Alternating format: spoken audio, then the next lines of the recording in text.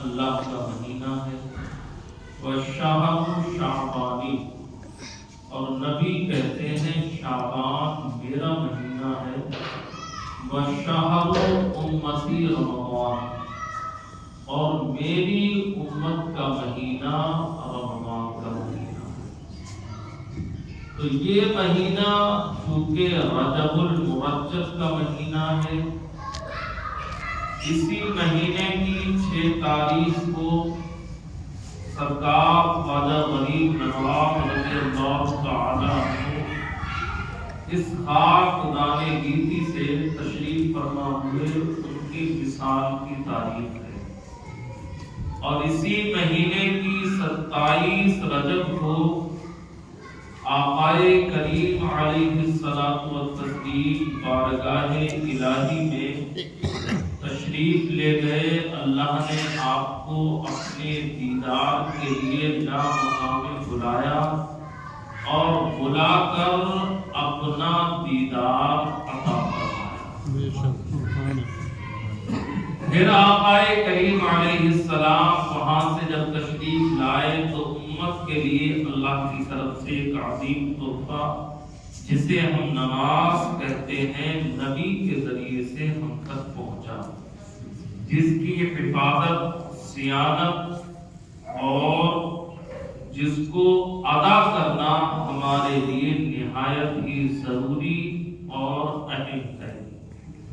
اللہ کے پیارے نبی صلی اللہ علیہ وسلم نے فرمایا بنی الاسلام علی خمس، اسلام 5 چیزوں پر رکا ہوا ہے، جس میں سے پہلا کلمہ ہے، اور کلمے کے فوراً بعد ہی اللہ کے رسول صلی اللہ علیہ وسلم نے نماز کا ذکر فرمایا کہ کلمہ پڑھتے ہی عملی طور پر آپ اللہ کی عبادت کر کے دکھائیں اور لوگوں کو بتائیں کہ جو کلمہ ہم نے پڑھا ہے جس کا مطلب ہے کہ اللہ کے علاوہ کوئی عبادت کے لائق نہیں اور کوئی معبود نہیں، تمام معبودان باطلہ، تمام دنیا کے جتنے معبود ہیں وہ سب کے سب باطل ہیں۔ عبادت کے لائق اگر کوئی ذات ہے، عبادت کے لائق اگر کسی کی ذات ہے تو وہ رب العالمین کی ذات ہے، جو تمام عالم کا خالق و مالک ہے۔ جیسے ہی ہم نے کہا لا الہ الا اللہ، اللہ کے علاوہ کوئی معبود نہیں، تو حکم ہوتا ہے کہ اس کو آپ نے زبان سے تو کہہ دیا، اب آپ عملی طور پر کر کے دکھاؤ، کسی اور کے سامنے سجدہ ریز ہونے کی ضرورت نہیں، ایک خدا کے سامنے اپنی زمینی نیاز کو جھکا دو اور کلمے کی عملی تصویر بن کے لوگوں کو بتا دو کہ ہم ایک خدا کو مانتے ہیں، اس کے علاوہ ہم کسی کی عبادت نہیں کرتے۔ تو یہ نماز جو ہے وہ اہم الفرائض میں سے سب سے اہم ہے، جس کو آج ہم سستی، کاہلی کی وجہ سے چھوڑ دیتے ہیں، حالانکہ سب سے پہلے اللہ کی بارگاہ میں ہم سے جو سوال ہوگا وہ نماز کے تعلق سے ہی ہوگا، نماز کے تعلق سے ہم سے پوچھا جائے گا۔ اللہ تعالی میدان حشر میں سب سے پہلے ہم سے جس چیز کے تعلق سے سوال کرے گا وہ ہے نماز۔ تو یہ رجب کا مہینہ ہے جسے اللہ نے اپنا مہینہ کہا۔ ایک اور حدیث میں نے اس کے تعلق سے پڑھا کہ اس مہینے کا ایک نام اصم بھی ہے، جس کے معنی ہوتے ہیں بہرا، کہ یہ جو رجب کا مہینہ ہے، اللہ قرآن کریم میں ارشاد فرماتا ہے منہا اربعۃ حرم، جو 4 مہینے حرمت والے ہیں، عزت والے ہیں، عظمت اور بزرگی والے ہیں، ان میں سے ایک مہینہ رجب المرجب کا ہے۔ اللہ نے قرآن میں اس کا ذکر فرمایا 10ویں پارے کے. تو بزرگی والا جو مہینہ ہے وہ رجب کا مہینہ ہے. اللہ نے اسے اپنا مہینہ کہا کہ یہ میرا مہینہ ہے. اسی بات کو میں آپ حضرات کے گوش گزار کراؤں کہ یہ اللہ کا مہینہ کس اعتبار سے ہے. تو دوسری حدیث میں آتا ہے کہ اس مہینے کا ایک نام گونگا ہے جسے عربی میں اصم کہتے ہیں. تو یہ گونگا مہینہ ہے, بہرا مہینہ ہے. اس مہینے کو بہرا مہینہ کیوں کہا گیا؟ تو بڑی نفیس اور عمدہ تشریح محدثین نے اس کی فرمائی ہے. محدثین لکھتے ہیں کہ جب انسان کسی مقام پر, کسی جگہ پر کوئی نیک کام کرتا ہے, نیک عمل کرتا ہے, تو اس جگہ کی اور اس وقت کی ہر چیز اس کی اس نیکی پر شاہد ہوتی ہے اور گواہ ہوتی ہے.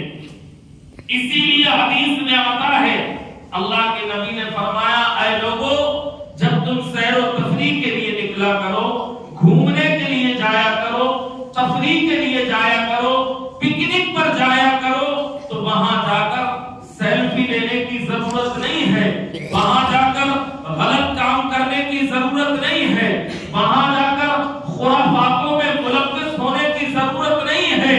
میرے نبی ارشاد فرماتے ہیں, جب بھی تم پہاڑوں پہ جایا کرو, جب بھی دریاؤں کی طغیانی میں تمہیں سفر کرنا پڑے, جب بھی تم جنگلات میں جایا کرو, تو وہاں جانے کے بعد بدعات خرافات میں مت اپنے آپ کو گرفتار کرو, بلکہ نبی فرماتے ہیں جب بھی پہاڑوں کی چوٹیوں پر تمہیں جانا پڑے, سمندروں کے درمیان تمہیں سفر کرنا پڑے, وہاں جا کر بلند آواز سے کلمہ طیبہ پڑھا کرو, لا الہ الا اللہ محمد رسول اللہ.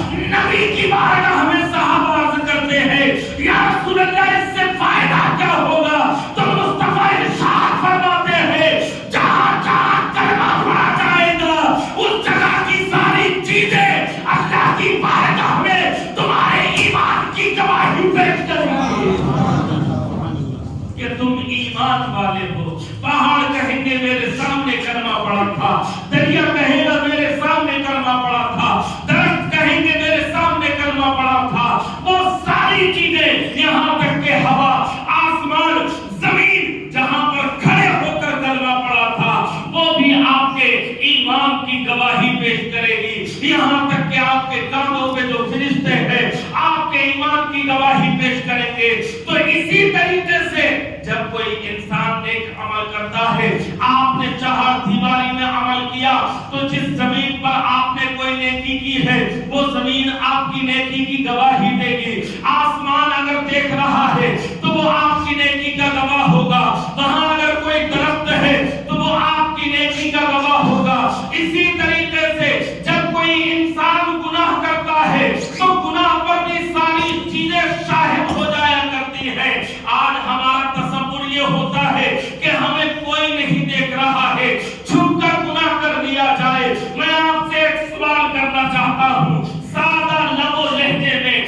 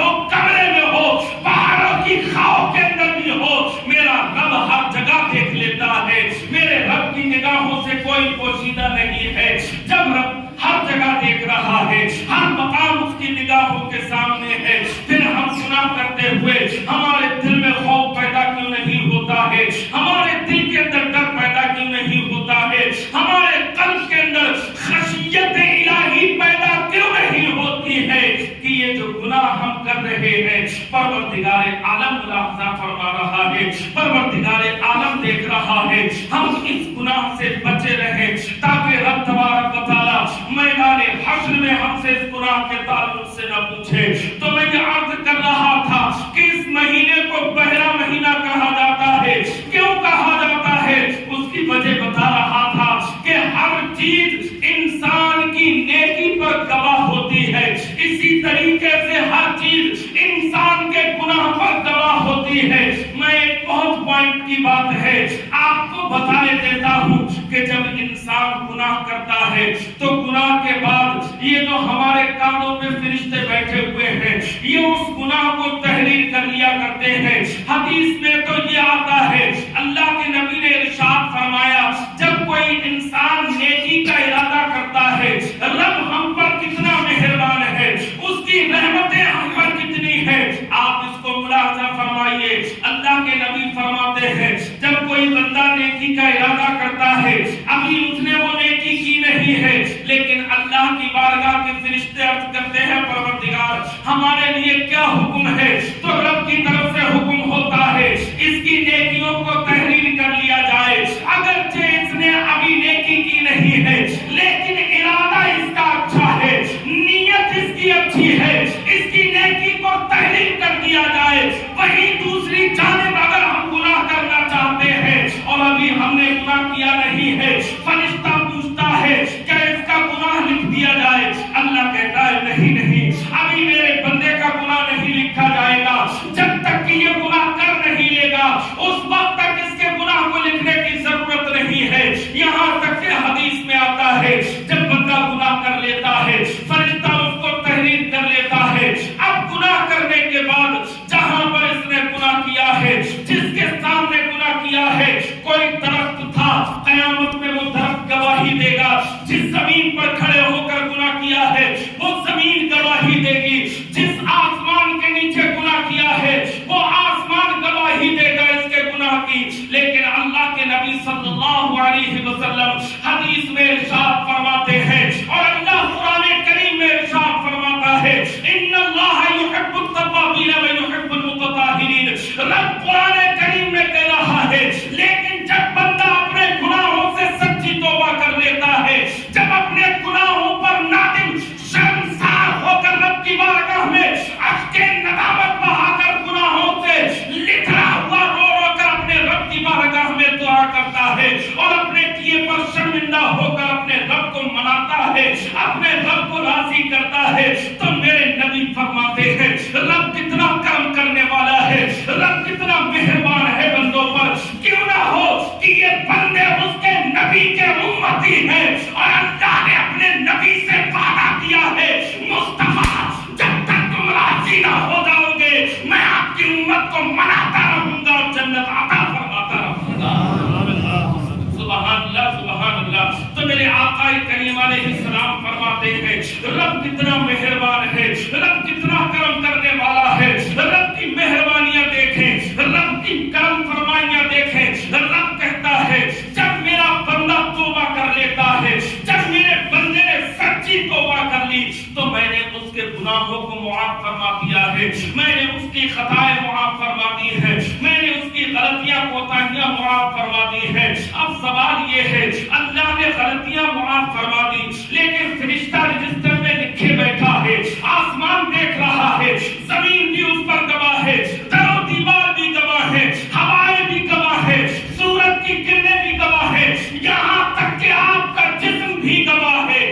آج ہم اپنے جسم کے تعلق سے نہیں سوچتے ہیں. اللہ اکبر کبیرہ. رب قرآن کریم میں ارشاد فرما رہا ہے اس دن کو مت بھولو جب تمہارا جسم تمہارے خلاف گواہی پیش کرے گا, آنکھیں تمہارے خلاف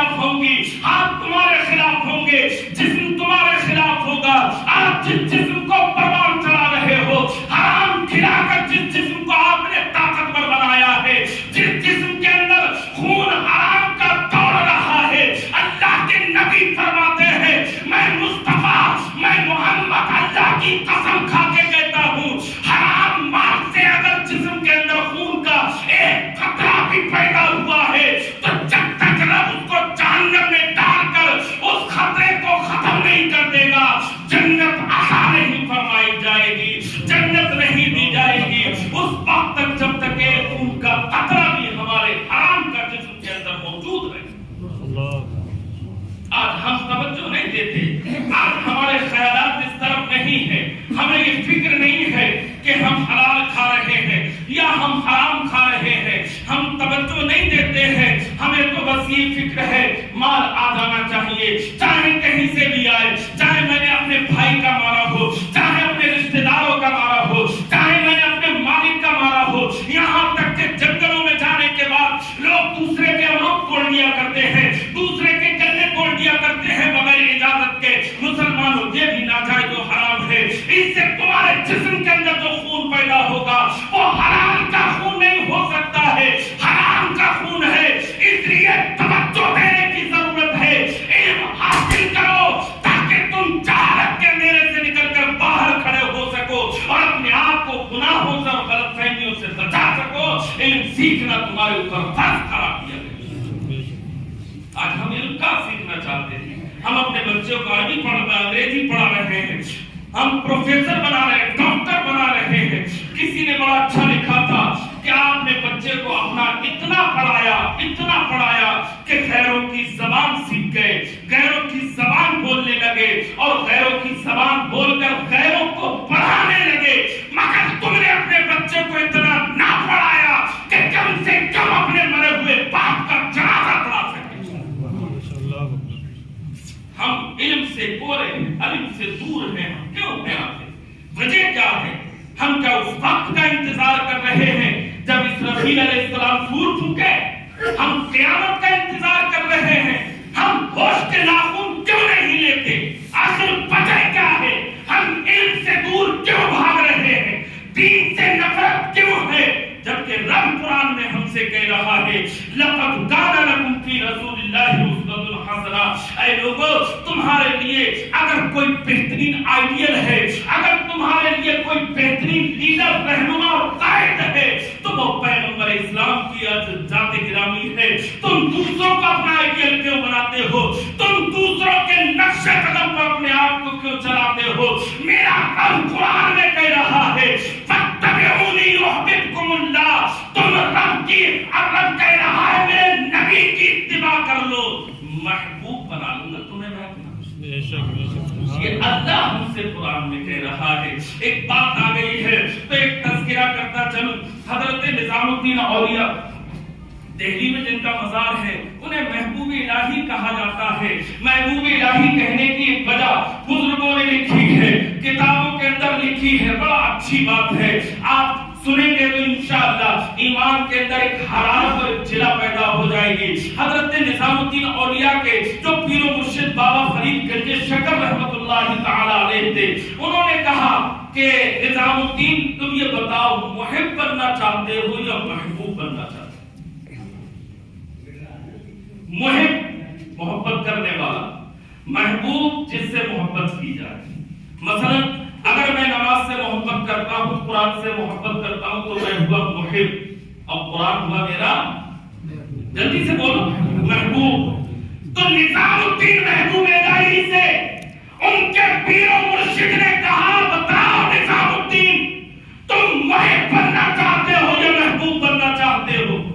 نظام الدین اولیاء رحمت اللہ تعالی علیہ اپنے وقت کے عظیم بزرگ ہیں اور ہمیں اپنے نصیبہ پر فخر کرنا چاہیے کہ وہ بزرگ کہیں اور کا نہیں, بدایوں کا رہنے والا ہے.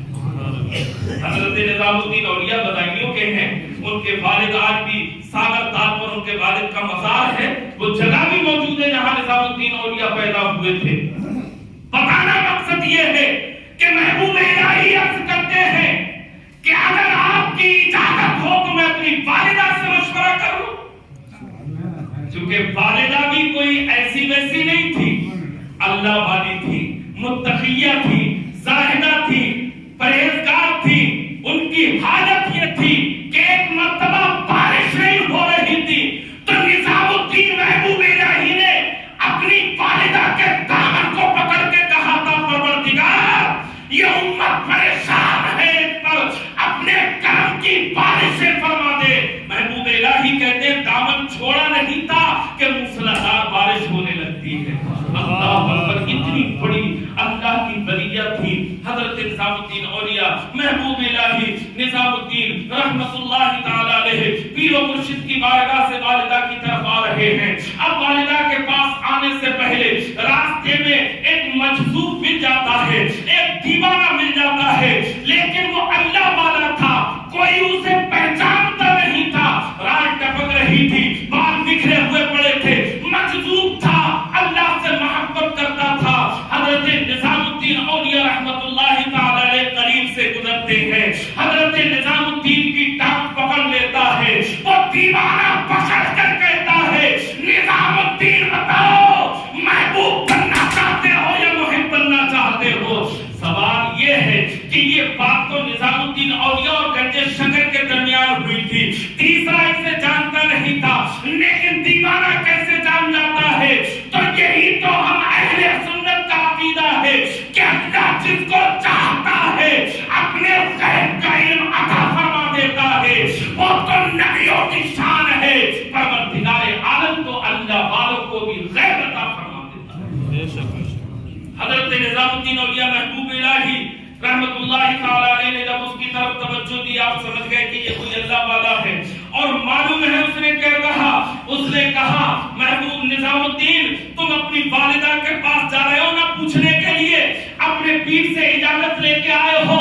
سنو, اگر تمہاری والدہ نہ بتا پائے اس کا جواب تو میں اسی مقام پر ملوں گا, آ جانا, میں تمہیں اس کا جواب بتا دوں گا. اللہ اکبر کبیرہ. حضرت نظام الدین اولیاء رحمت اللہ تعالی علیہ وہاں پہنچ جاتے ہیں, والدہ کی خدمت کرتے ہیں, ہاتھ پیر دباتے ہیں, اور دبانے کے بعد آپ ایک عرض کرنا چاہتے ہیں تو والدہ ارشاد فرماتی ہے, نظام الدین میرے پاس آنے کی کیا ضرورت تھی, راستے میں جو دیوانہ ملا تھا وہی سوال کا جواب دے دیتا.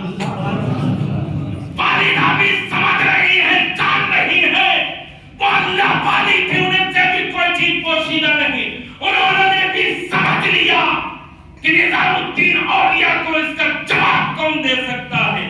والدہ کہتی ہے بیٹا ایسا کرو, تم انہی سے جا کر معلوم کر لینا, وہ جو مجذوب ملے تھے وہی تمہارے سوال کا جواب دے سکتے ہیں, وہی تمہارے سوال کا حل کر سکتے ہیں, تم ان کے پاس چلے جاؤ. حضرت نظام الدین محبوب الہی وہاں سے تشریف لاتے ہیں. لانے کے بعد دیکھا کہ مجذوب تو وہاں موجود نہیں ہے, وہاں کوئی بھی پڑا ہوا نہیں ہے, نہ وہاں کوئی دیوانہ ہے. حضرت نظام الدین اولیاء نے بہت تلاش کیا, ڈھونڈا, دیکھا, مگر کہیں کوئی دیوانہ نظر نہ آیا.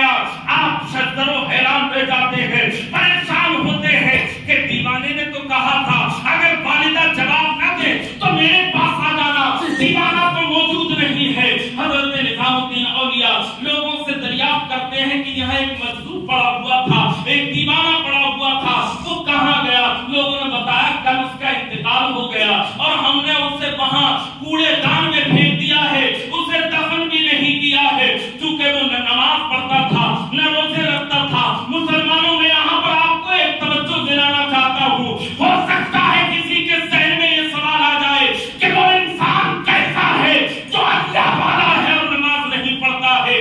آپ نے سنا ہوگا شاہ درگاہی محبوب الہی 12 سال تک کھڑے رہے تھے, 12 سال تک نہ انہوں نے کھایا تھا نہ پیا تھا.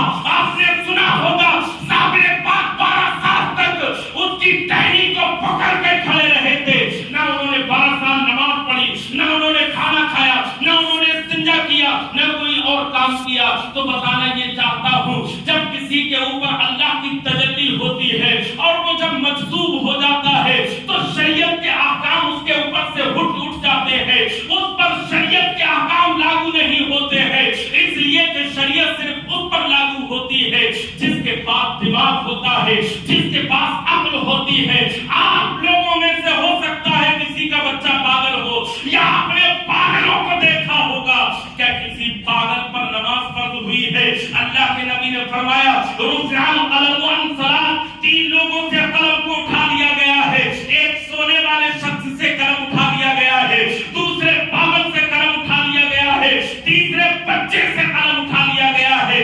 اگر سمجھ میں نہ آئے تو مختصر تشریح کیے دیتا ہوں. سونے والے سے قلم اٹھا لیا گیا ہے,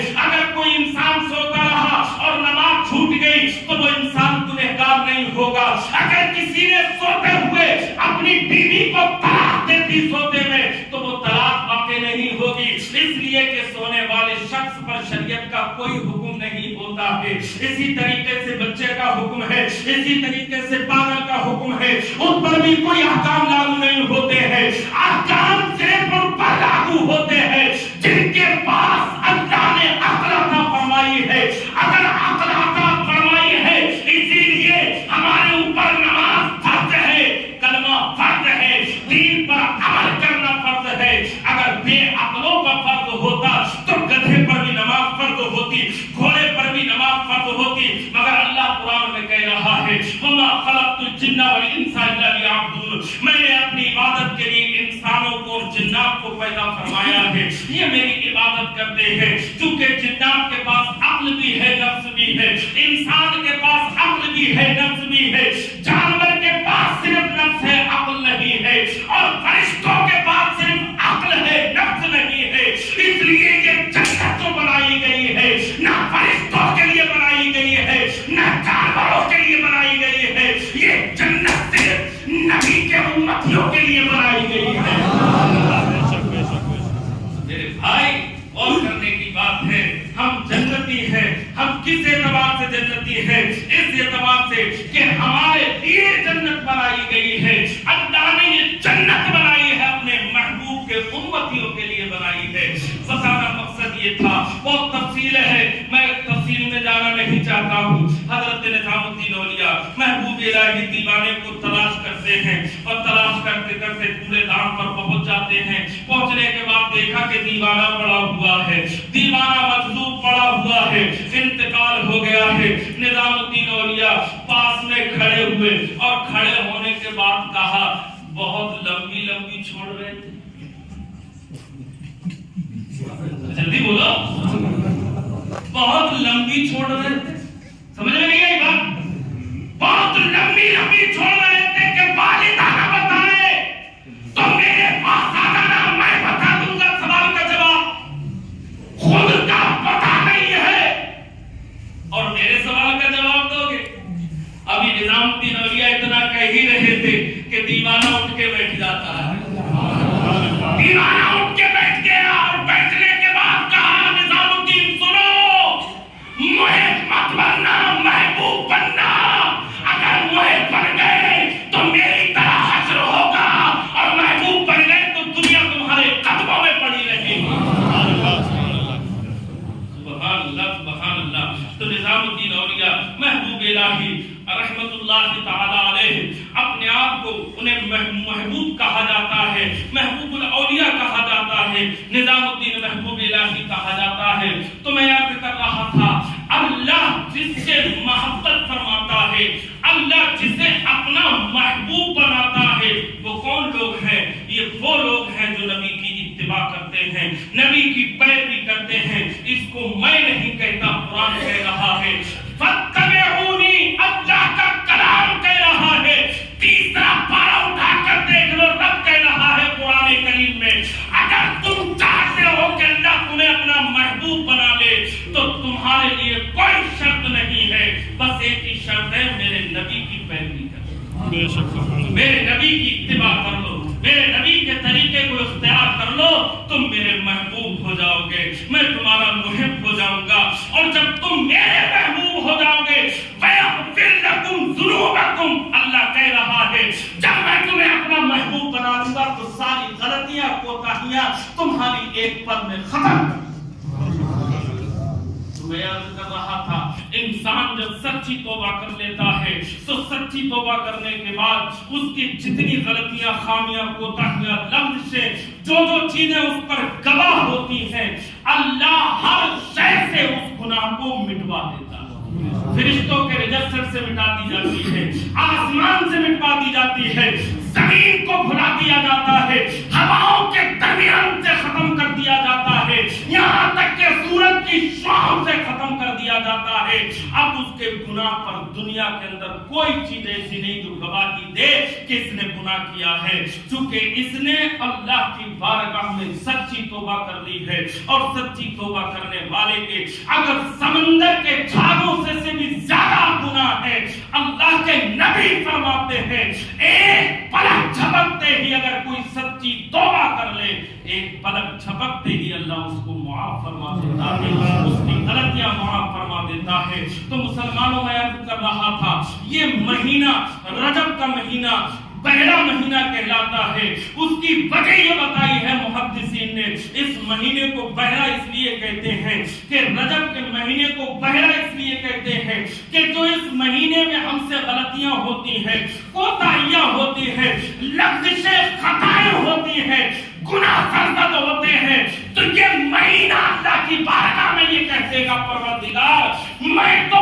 پہلا تھا، مجھ کو نہیں معلوم اس بندے نے کوئی گناہ کیا ہے یا نہیں۔ سبحان اللہ سبحان اللہ، یہ ہمارے گناہ پر شاہد نہیں ہوگا، یہ ہمارے گناہ کی گواہی پیش نہیں کرے گا۔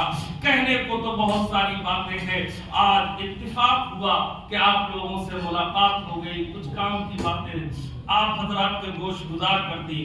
آخر میں چونکہ ٹائم بھی کافی ہو چکا ہے، آخر میں ایک بات عرض کیے دیتا ہوں، ہمارے معاشرے میں بدعتیں خرافات بہت زیادہ پھیلی ہوئی، خاص طور پر جس گھر میں میت ہو جاتی ہے اس میں اتنی بدعتیں ہیں کہ چونکہ ہم سب غیر مسلم تھے، اس بات سے کسی کو انکار نہیں، ہم نے کلمہ پڑھا ہے، کلمہ پڑھ کر ہم مسلمان ہوئے ہیں، تو ہمارے درمیان کچھ ہندوانہ رسمیں باقی رہتی ہیں جس کو ختم کرنا ہمارے لیے بہت ضروری ہے۔ دین سیکھیں، بدعتیں مت سیکھو، خرافاتیں مت سیکھو، دین سیکھو۔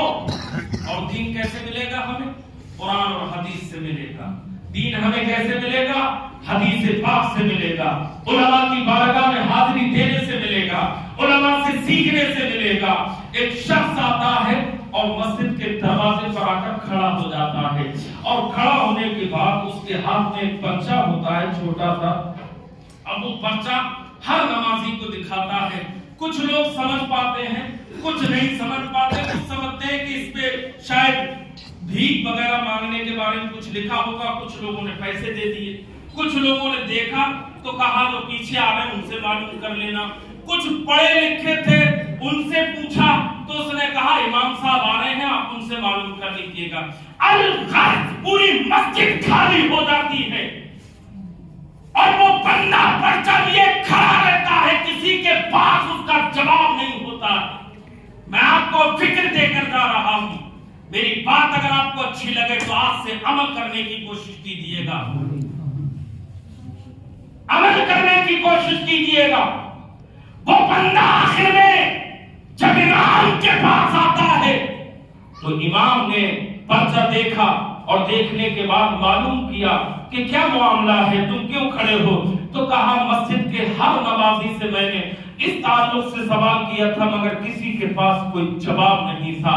مسلمانوں سوال کیا تھا اس پر غور کریں، اس پہ لکھا ہوا تھا سمع اللہ لمن حمدہ۔ نماز میں پڑھتے ہیں سمع اللہ لمن حمدہ، ہر نمازی سے اس نے پوچھا تھا، کسی کو اس کا مطلب نہیں معلوم تھا۔ میں آپ کو فکر دینا چاہتا ہوں، ایسی قوم جو اپنی نماز کے تعلق سے نہیں جانتی ہے وہ دوسروں پر کامیابی کیا حاصل کر سکتی ہے؟ اتنے لوگوں میں میرا چیلنج ہے، سوال کر رہا ہوں میں آپ سے بھی، بتاؤ سمیع اللہ لمن حمدہ کا مطلب کیا ہوتا ہے؟ ہر شخص اپنے گریبان میں جھانکنے لگے گا، ہمیں نماز کا مطلب نہیں معلوم ہے، ہمیں نماز پڑھنی نہیں آتی ہے، ہمیں نماز کا طریقہ نہیں آتا ہے۔ یہ تو مبلغین نے اپنے بعض حضرات نمازیوں کو باتیں سکھا دی ہیں، اچھی بات ہے، لیکن حالات یہی ہے کہ پورا مسلمان جو 60 سال کی زندگی گزار چکا ہے، گوشت کھاتے کھاتے بوڑھا ہو گیا ہے، لوگوں پر تان و تشنیع کرنا تو جانتا ہے، لیکن آپ اسے کھڑے ہو کے سبحانہ کا مطلب پوچھ لو گے کہ ثنا کا مطلب بتا دے، الحمد شریف کا ترجمہ بتا دے، التحیات کا مطلب بتا دے، تو پہلے جھانکنے لگے گا۔ ارے ساری نماز کو ایک پیپر پر لکھا جائے تو صرف ایک صفحے میں پوری نماز آ جائے گی، لیکن مسلمان ہے پوری 60 سالہ زندگی میں ایک صفحہ نماز صحیح نہیں کر سکا۔ ہمیں اپنی زندگیوں پر دکھ ہونا چاہیے، ہمیں غور کرنا ہے اس بات پر کہ ہم کس بات کے مسلمان ہیں اور کس بات کے ہم کلمہ پڑھنے والے ہیں، جو اپنی پوری زندگی میں ایک صفحہ نماز یاد نہ کر پائے تو ہم کاہے کے مسلمان۔ پھر ہم شکایتیں کرتے ہیں، ہم پر دوسرے غالب ہیں، ہم پر دوسرے حملہ آور ہیں، ہمارے حالات یہ ہیں کہ گھر گھر میں دلالی ہو رہی ہے، ہمارے حالات یہ ہیں کہ گھر گھر میں مخبر پیدا ہو گیا۔ اتنے بڑے معاشرے کے اندر اور اتنے بڑی مسلم آبادی کے اندر مسلمان اتنا ڈر کے رہتا ہے، وجہ کیا ہے؟ قرآن کہہ رہا ہے وَلَا تَهِنُوا وَلَا تَحْزَنُوا وَأَنْتُمُ الْأَعْلَوْنَ، یا تو قرآن جھوٹا ہے یا آپ جھوٹے ہو، اللہ کا کلام جھوٹا ہو نہیں سکتا تو ہم جھوٹے۔ قرآن کہہ رہا ہے وَأَنْتُمُ الْأَعْلَوْنَ، ساری دنیا ایک طرف ہو جائے، مسلمان ایک طرف ہو جائے، پھر بھی اس کا مقابلہ نہیں کر سکتے۔ ایک وقت وہ بھی دیکھا ہے میں نے تاریخ کے اندر کہ لوگ صرف ہمارا چہرہ دیکھتے تھے اور کلمہ پڑھ کر مسلمان ہو جاتے تھے، اور آج قوم نے ایک وقت وہ بھی دیکھا ہے اگر کوئی جھوٹ بولتا ہے تو اعلیٰ آدمی فوراً کہہ دیتا ہے کوئی مسلمان ہوگا جو جھوٹ بول رہا ہے۔ قربانی کے دنوں میں دیکھو، آپ نے کبھی پانی کے پیاؤ پہ لگے ایک گلاس کو دیکھا ہے جس کے اندر اتنی موٹی زنجیر پڑی ہوتی ہے؟ اس کا کیا قصور ہے؟ میں آپ سے سوال کرتا ہوں، اس کا کیا قصور ہے؟ اس کو باندھ کے کیوں رکھا گیا ہے؟ ہماری قوم اس گلاس کو بھی نہیں چھوڑنے والی۔ اگر کوئی شخص نئے چپل پہن کر مسجد میں آ جاتا ہے تو ہمارے حالات یہ ہیں کہ پوری نماز میں وہ چپل کے بارے میں سوچتا رہتا ہے۔ اگر اس چپل نے تمہاری نماز کو خراب کر دیا ہے تو ایسی نماز پر لعنت کرو، اور ایسی نماز کی اللہ کو ضرورت نہیں کہ جس نماز میں تمہیں چپلوں کا خیال آئے، جس نماز میں تمہیں اپنے کاروبار کا خیال آئے۔ اللہ تم سے 24 گھنٹے میں صرف اگر سارا ٹائم ملا دیا جائے تو 1 گھنٹہ مانگتا ہے۔ 24 گھنٹے میں تمہارے پاس اگر اللہ کے لیے 1 گھنٹہ نہیں ہے تو اللہ کی بارگاہ میں منہ دکھانے کے لائق نہیں۔ اس لیے میری آپ سے گزارش ہے کہ آپ حضرات اپنی نمازیں درست کریں، اپنے کلمے درست کریں، دین سیکھیں اور دین سیکھ کر پھر عمل کرنے کی کوشش کریں۔ چونکہ ہمارے درمیان بدعتیں بہت زیادہ رائج ہو چکی ہیں، ہمارے درمیان خرافاتیں رائج ہو چکی ہیں، قبر کے تعلق سے باتیں جو چونکہ بہت ساری تو انشاءاللہ میں امید رکھتا ہوں کہ آپ حضرات جو باتیں آپ نے سنی ہیں اس پر عمل کرنے کی کوشش کریں گے۔ کریں گے نہیں کریں گے؟ ضرور عمل کریں تاکہ آپ کی دنیا و آخرت بہتر بن جائے۔ موت کا کوئی بھروسہ نہیں، لا یستاخرون الساعة ولا یستقدمون، نہ 1 سیکنڈ پہلے آئے گی موت، نہ 1 سیکنڈ بعد میں آئے گی۔ آخری بات ایک بات ذہن میں آ گئی ہے تو میں آپ کی دیتا ہوں۔ ایک اللہ کے ولی کی بارگاہ میں شخص پہنچتا ہے، 2 لفظوں میں سن لیں، اور وہ کہتا ہے کہ اے اللہ کے نیک بندے، عبادت کرنے کا مزہ کب ہے؟ کب عبادت کرنے میں مزہ آئے گا، لطف آئے گا؟ تو وہ اللہ کا بندہ کہتا ہے موت سے 1 دن پہلے۔ اگر کسی کو پتہ چل جائے کہ کل مجھے موت آنے والی ہے تو جو آج عبادت کرے گا، آج اللہ کی بارگاہ میں توبہ کرے گا، وہ زندگی میں کبھی نہیں کر سکتا۔ آپ متفق ہیں میری بات سے؟ ایسی ہے۔ میں آپ کو بتاؤں ایک مثال اور ہے، آپ کا اکلوتا بیٹا 40 سال کے بعد پیدائش ہوتی ہے، پوری زندگی آپ نے دعا مانگی، اور دعا مانگنے کے بعد جب آپ کے اولاد ہوئی، 1 بیٹا پیدا ہوا، 1 اولاد پیدا ہوئی، وہ بھی جوانی میں آ کے जवानी में जैसे ही आई उसका एक्सीडेंट हो गया और एक्सीडेंट के बाद हॉस्पिटल पहुंचा दिया गया, आईसीयू में दाखिल कर दिया गया। उसको मौत और जिंदगी के दरमियान जूझ रहा है। मैं आपसे सवाल करना चाहता हूं, उस वक्त जो आप दुआ मांगते हो उस दुआ का तरीका क्या होता है? ईमानदारी बताना, मस्जिद में बैठे झूठ बोलने की बात नहीं। उस वक्त जो आप दुआ मांगोगे वो कैसे मांगोगे? पूरे दिल, जिगर, गुर्दे, ज़हन, फिक्र सब रो रो के अल्लाह की बारगाह में कहोगे, मौला मेरे बच्चे को बचा दे, मौला मेरे बच्चे को जिंदगी अता फरमा दे, मेरे बच्चे को जिंदगी। और नॉर्मल तौर से आप दुआ मांगते हैं तो क्या कोई हाथ मारता रहता है, ऊपर को लेता है, आमीन, ये पता ही नहीं क्या आमीन कह रहा है। तो जब तक हमारी नमाजों के अंदर खुशू नहीं होगा, हमारी इबादत के अंदर खुशू नहीं होगा, 18वें पारे की पहली आयत अल्लाह कुरान में फरमा रहा है, क़द अफ़लहल मुमिनून अल्लज़ीना हुम फ़ी सलातिहिम ख़ाशिऊन, वो लोग कामयाब हो गए जिन्होंने अपनी नमाजों के अंदर खुशू और खुशू पैदा किया। अब आगे की बात सुने, अल्लाह का वली कहता है, मौत से एक दिन पहले जब आपको पता चल गया कि कल मुझे मौत आने वाली है, तो तौबा की सच्ची, जल्दी बोलो, तौबा की सच्ची। नमाज पढ़ोगे तो बड़े आदब इहतराम के साथ, बड़ा अल्लाह को राजी करते हुए, बढ़िया लंबा सा सजदा, लंबा सा रुकू, खूब बढ़िया करके पढ़ोगे कि कल तो मरना ही, आप दिल खोल के इबादत कर लो। घर में जाओगे सबसे कहा सुना माफ कराओगे, कराओगे? तो उस अल्लाह के वली ने कहा, मौत से एक दिन पहले जो इबादत का मजा है वो जिंदगी में कभी नहीं। फिर वो शख्स, उसके ज़हन में फिर बात आई कि हुजूर ये कैसे पता चले कि कल मौत आने वाली है, तो हम दिल खोल कर आज इबादत कर ले। बस इतनी बात सुनी थी अल्लाह के वली ने और जवाब दिया था, कान खोलकर सुनो मुसलमानों, दिल की तख्तियों पर सुनहरे लफ्जों से लिखो क़यामत तक के लिए जुमले को। अल्लाह का वली कहता है कि जब तुझे मालूम नहीं है कि मौत कब आएगी, तो हर दिन ये सोच कर इबादत करके आने वाला कल तेरी मौत का आखिरी दिन होगा। और जब तू ये सोच लेगा तो इबादत में भी मजा आएगा, इबादत में भी शौक और शौक पैदा होगा और फिर तेरी जिंदगी के अंदर एक अजीम इनकलाब बर्पा हो जाएगा।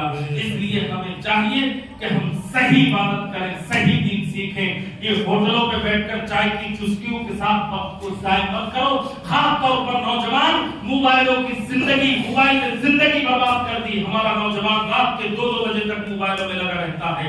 इससे कुछ नहीं होगा सिवाय वक्त की ज़ियादती, तुम्हारी जिंदगी बर्बाद करने वाला है। इसलिए अल्लाह की बारगाह में सच्ची तौबा करो। मौत का कोई पता नहीं किस वक्त आ जाए, जो वक्त मुतय्यन है मौत उसी वक्त आती है। इसलिए सारे लोग जब भी रात को सोए कलमा पढ़ के सोए, सुबह को उठे कलमा पढ़ के उठे, जब सफर पे जाए कलमा पढ़ के जाए, सफर से घर लौटे कलमा पढ़ के लौटे। कहीं ऐसा ना हो सफर में एक्सीडेंट हो जाए और तुम्हें कलमा भी नसीब ना हो। इसलिए कि जिसका आखिरी बात ला इलाहा इल्लल्लाह होगी, उसके लिए अल्लाह ने जन्नत को बनाया हुआ है, वो जन्नती है। अल्लाह ताला मुझे भी आप सबको इन बातों पर अमल करने की तौफीक अता फरमाए। अस्तगफिरुल्लाह रब्बी कुल्ली ज़म्बिन व अतूबु इलैहि व मा अलैना इल्लल बलाग। अस्सलामु अलैकुम।